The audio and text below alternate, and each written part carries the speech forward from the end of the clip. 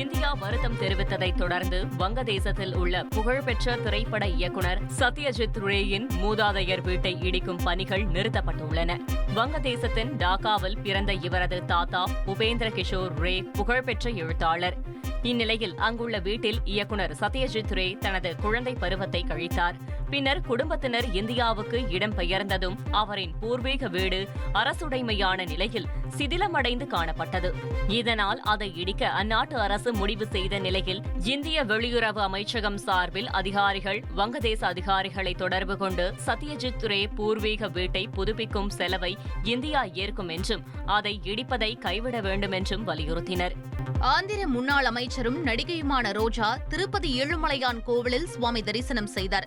சுவாமி தரிசனத்திற்கு பின் அவருக்கு தீர்த்த பிரசாதங்கள் வழங்கப்பட்டன. தொடர்ந்து கோவிலுக்கு வெளியே வந்த அவருடன் ஒய்எஸ்ஆர் காங்கிரஸ் கட்சி தொண்டர்கள், ரசிகர்கள் ஆகியோர் செல்ஃபி எடுத்துக் கொண்டனர்.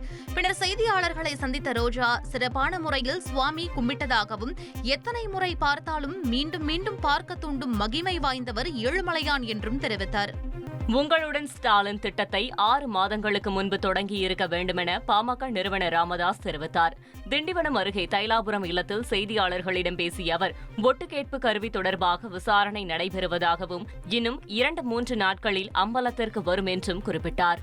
ஃப்ரெண்ட் ஆக்கிக்கோங்க. தந்தி டிவியின் சப்ஸ்கிரைபர்ஸ் அண்ட் ஃபாலோவர்ஸ் குடும்பத்துல நீங்களும் இணையுங்க.